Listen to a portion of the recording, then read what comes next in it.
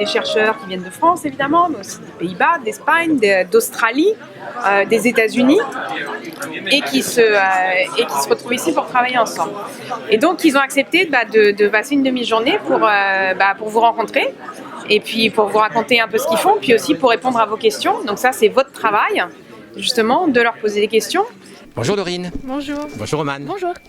Vous êtes élève de première S au lycée du Val d'Argent, au Muy. Et vous allez rencontrer des chercheurs en biologie de renom international. D'abord, vous avez déjà rencontré des chercheurs Non, jamais. Non, jamais. moi non plus, jamais. Vous êtes impressionné? Un peu. Oui, un petit peu, oui. C'est-à-dire Déjà, le domaine est super grand, donc ça fait un peu bizarre d'être ici. Ouais, c'est pas du tout un laboratoire, c'est ça que vous voulez dire. Vous avez préparé des questions à leur poser? Pas vraiment, on s'est dit plutôt qu'ils allaient nous parler et qu'on allait réagir avec eux, mais pas vraiment. Pourquoi vous avez choisi de faire de la recherche, peut-être? On pourrait leur demander s'ils avaient des bonnes notes à l'école, comment ça se passait pour eux. Quel bac au lycée. ils ont fait. Alors, vous imaginez un chercheur comment? 50 ans à peu près. 50 ans. Avec des lunettes, ça Avec fait des un lunettes. peu stéréotype. Mais Ouais. Non, mais on cherche. Ouais, Et vous? plutôt quelqu'un plutôt d'âgé, ouais. Et vous imaginez quoi faire, vous, plus tard? Docteur, j'aimerais bien. Et moi, vétérinaire. La recherche, non? Non, j'attends de voir ce qu'ils nous disent dessus, peut-être que... Ça peut faire Peut-être sur les évoluer? médicaments. Alors en fait, on a répondu à un appel à projet de Madame Dufour avec mes collègues, justement pour que les élèves aient l'opportunité de rencontrer des chercheurs et de se faire une idée de ce monde qui est quand même assez... J'allais dire obscur, c'est peut-être pas le bon terme, Mystérieux. mais mystérieux, voilà, peu connu en tout cas. Et c'est vrai qu'on a tendance à imaginer, à idéaliser, à avoir une vision un petit peu particulière de ce monde qu'on connaît peu, et donc je pense que c'est essentiel pour eux qu'ils apprennent à savoir concrètement de quoi il s'agit. Voilà, pour leur orientation essentiellement. J'apprends en permanence, mais quand j'avais leur âge, j'avais des idées toutes faites. Et malheureusement, je n'ai pas eu la curiosité ni l'opportunité de pouvoir creuser, de pouvoir rencontrer. Et je regrette de ne pas avoir découvert plus de choses sur le domaine de la recherche, le domaine universitaire. Immortal, so they live forever. Then we tell the stem cells to make all the tissues of your body. So these are stem cells. They cannot make a human, but they can make all the tissues in a human. No, where did it go?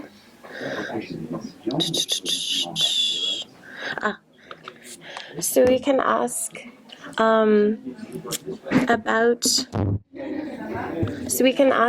unbiased with the screen, or we can ask about environment and say like beaucoup de sucre, what would happen, you know? And here we know that more and more people have too much, and we say what would happen to the blood, and we can see we get a huge increase, and then we can ask how did it happen, and follow the pathway to figure out how you go from this to this, and then which genes. Et qui sont responsables de la formation de toutes nos cellules sanguines durant toute notre vie. Okay. Globules rouges, globules blancs, lymphocytes, macrophages, etc. Donc elles ont cette capacité à produire toutes les cellules du sang, en même temps de se renouveler, donc de garder le nombre de cellules souches hématopoïétiques à peu près constant. Ce nombre, il est tout petit, quelques milliers, voire quelques dizaines de milliers, d'accord? Mais en même temps, c'est extrêmement actif, parce qu'à chaque seconde où on parle, on fabrique 1 million de globules rouges dans notre corps, d'accord? On produit 10 puissance 13 cellules hématopoïétiques tous les jours. Ah oui. Alors on en détruit autant. Ouais. Bah oui.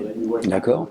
Et tout ça, ça repose sur le fonctionnement de ces quelques cellules souches hématopoïétiques qui sont dans la moelle de nos os. Ok? Donc c'est majeur, et c'est majeur aussi parce que vous savez que ces cellules souches peuvent se déréguler et créer ce qu'on appelle des cancers du sang, c'est-à-dire des leucémies. Voilà. Ces leucémies sont un problème de santé publique de plus en plus important parce qu'en fait il est associé au vieillissement de la population, et donc Les cancers hématologiques, pour la majorité, sont des cancers de la personne âgée ou légèrement âgée. Donc, il y a une... J'ai été convaincue, mais j'ai dit je pars, mais 2 ans maximum. Dans 2 ans, je suis revenue et 17 ans après, je suis toujours aux Pays-Bas. Donc je vais vous montrer un petit film si vous voulez bien. Ça va vous montrer ce sur quoi je travaille. Et vous allez me dire ce que vous voyez. Qu'est-ce que c'est? Tout à l'heure, on a vu un vaisseau sanguin. Un déplacement ou un développement? On nous a dit qu'il y quelqu'un- avait beaucoup à travailler sur le sang. Peut-être que Voilà, il y a rapport avec quelqu'un ça. Effectivement. Donc pour vous dire tout, quand j'ai commencé mon groupe, j'avais une idée. Donc j'ai été voir un organisme en disant voilà, je voudrais travailler sur ça, je voudrais faire ça. Et ils m'ont dit ça marchera jamais, on vous donne pas l'argent. Vous partez, vous êtes déçus, mais vous êtes accrochés quand même. Vous dites ok, je reviendrai l'année prochaine. Je suis revenue beaucoup plus forte en disant non, je veux l'argent, je sais que ça va marcher, donnez-moi l'argent. Donc ils m'ont donné l'argent. On a travaillé pendant 3 ans pour avoir ce film. Et ça a été publié dans un des meilleurs journaux au monde. Donc c'était super important. Donc pourquoi c'était super important? Qu'est-ce que vous voyez en fait? Il y a un point vert Ouais. Qui se déplace, qui s'enlève un peu du... Voilà. Donc ça en fait, c'est un vaisseau. D'accord. C'est l'aorte de l'embryon. Et ce que vous voyez là, c'est la naissance des premières cellules qui sont à l'origine de toutes vos cellules du sang. Donc c'est la naissance des premières cellules souches du sang. Et c'était vachement important parce que personne ne savait où elle naissait, personne ne savait comment elle naissait, ni d'où elle venait. Et là, on avait la preuve par l'image. Donc c'est pourquoi c'était si important. Donc pourquoi c'est si important de savoir ça? Pourquoi vous croyez que les gens sont intéressés de savoir comment une cellule souche naît? Pour les refaire. Exactement. C'est exactement ça. Donc par exemple, si vous êtes malade, vous avez une leucémie, vous avez un cancer, vous savez que dans ces cas-là, c'est vos cellules souches qui deviennent folles. Donc normalement, une cellule souche, elle reste tranquille dans votre moelle osseuse. Et par exemple, vous allez saigner, vous allez avoir une grosse perte de sang, par exemple. Vous allez avoir une grosse infection, vous avez la grippe. Donc, dans le cas d'une anémie, vos cellules du sang vont partir, il faut les remplacer. Ou alors, quand vous vous coupez ou quand vous avez quelque chose qui se passe, les cellules, elles font leur job, mais après, elles meurent. Donc s'il n'y a pas des cellules souches qui vont les remplacer régulièrement, vous avez des millions de cellules qui sont produites tous les jours. Donc quand elles deviennent folles, vos cellules souches, le seul moyen de vous guérir, c'est d'avoir une irradiation. Donc toutes ces cellules meurent et après on vous fait une injection de cellules souches de quelqu'un d'autre qui va remplacer vos cellules souches folles par des cellules souches saines. Mais le problème, c'est qu'il y a de plus en plus de gens qui sont malades et de moins en moins de donneurs. En plus, il faut que les donneurs soient compatibles, sinon vous allez rejeter les cellules. Vous connaissez le système immunitaire. Donc, les gens se disent, mais pourquoi pas les faire dans une boîte de culture? Vous imaginez, vous êtes au labo, je prends un petit peu de vos cellules, un petit peu de peau, et je vais dire à la cellule, tu me fais 10 kilos de cellules souches. Et après, moi, je vous les retransplante. Ça serait fantastique.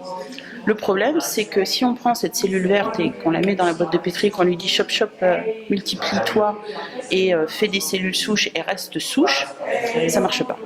On ne sait pas faire. Donc nous, ce qu'on fait, c'est très très fondamental, c'est de comprendre comment physiologiquement cette cellule, elle naît, elle reste souche, et qu'est-ce qui contrôle ça? Pour lancer le débat, je voulais vous montrer quelque chose. Vous êtes très à l'aise avec les réseaux sociaux. En tout cas, eh bien ça c'est un réseau social pour les jeunes. C'est-à-dire que vous voyez les cellules sombres là. Ces cellules on peut les qualifier de cellules souches. Et vous voyez les autres cellules qui sont à côté, les cellules qui sont allongées là. Eh bien, ces cellules sont en train d'envoyer plein de messages aux cellules souches pour leur dire un petit peu comment, s'il faut qu'elles se divisent, s'il faut qu'elles soient au repos, s'il faut au contraire qu'elles se différencient. Et nous, au labo, on essaie de comprendre comment ces informations se structurent entre elles. Voilà, donc ça c'est un réseau social, mais qui est actif dans les cellules qui vont communiquer avec les cellules souches. Les générations qui arrivent, vous allez être de plus en plus amenés à avoir des connaissances, à être très ouvert sur les autres sciences. Moi, j'ai fait assez peu de mathématiques, par exemple, et je me rends compte que j'en ai énormément besoin. J'ai besoin d'outils informatiques. Et ce sont des outils qui sont utilisés en finance, qui sont utilisés en météorologie. Il y a des données tellement complexes que vous avez besoin de les traiter et de les analyser. Voilà. Donc, Donc pour moi, notre travail au labo, dans l'équipe dans laquelle je travaille, consiste notamment à essayer de comprendre la complexité moléculaire qui s'opère au sein des cellules. On n'a pas des applications médicales à court terme. Encore une fois, je ne travaille pas avec des patients, je ne suis pas médecin, mais c'est donc de la recherche qui est très en amont, mais qui peut avoir des répercussions importantes en médecine. Vous avez posé des questions aux chercheurs? Oui, on a pu avoir quelques réponses par rapport justement aux questions qu'on se posait avant de venir, donc c'était intéressant. Alors, quel type de questions vous posiez? On leur a demandé de savoir comment ça marchait pour leurs recherches, savoir si c'était sûr, comment ils faisaient pour savoir si c'était vraiment vrai ce qu'ils faisaient, et si c'était sur la bonne voie en quelque sorte. Donc, en d'autres termes, est-ce que établir qu'un fait est vrai, pour vous, c'est important? C'est ça. Donc, ils ont dit que voir leur hypothèse sous différents aspects, ça pouvait justement prouver que c'était vrai. Regarder sous différents angles pour permettre de vérifier ces informations. On ne se contente pas de vérifier une seule hypothèse. Voilà. C'est ça, en fait, ils cherchent un peu dans tous les... Dès qu'ils ont une hypothèse qu'ils veulent prouver, ils vont chercher. Il y a peut-être d'autres questions qui vont venir, qui vont permettre de confirmer cette hypothèse ou du coup, ça permet plusieurs hypothèses en général. Du coup, ça s'élargit sur le sujet et ça permet de répondre un peu à toutes leurs questions. Ils font varier tous les paramètres afin d'avoir tous les éléments de réponse possibles. Et que ce soit vraiment une réponse concrète et qu'ils aient vraiment toutes les informations qui sont nécessaires. Donc si vous voyez la production faite par des chercheurs qui disent voilà, nous avons vérifié, vous direz? On dirait qu'ils ont pu exploiter toutes les possibilités et que justement c'est vérifié. Et que c'est sur plusieurs années, pas en un clin d'œil qu'ils vont pouvoir vérifier cette hypothèse. Ça s'est passé comment? Alors en fait, on était tous assis dans une salle, par petits groupes de 2 ou de 3, et les chercheurs sont venus nous parler à peu près 10 minutes chacun, ils nous ont expliqué, on pouvait poser des questions. Alors ils nous ont tous raconté ce qu'ils faisaient, leur type, le sujet de leur recherche. Et après, comment ça se passait, les études, ce qu'ils avaient fait avant, ce qu'ils comptaient faire après. Alors Ils travaillent vraiment beaucoup, parfois le week-end, le soir, après être rencontrés du laboratoire. Mais là, vous allez faire peur à vos camarades. Non, mais ils nous ont dit qu'il fallait vraiment être passionné pour faire ce métier. Toute une vie. Bon, le bilan pour vous? C'était vraiment intéressant et on va penser à être chercheur, je pense. La sonde pétrolière, il a inventé un système de recherche pétrolière par impulsion électrique. C'est ce qui fait que les 3 filles de Rachel Berger, dont Anne Rachel Berger, ont pu passer leur vie à faire du mécénat.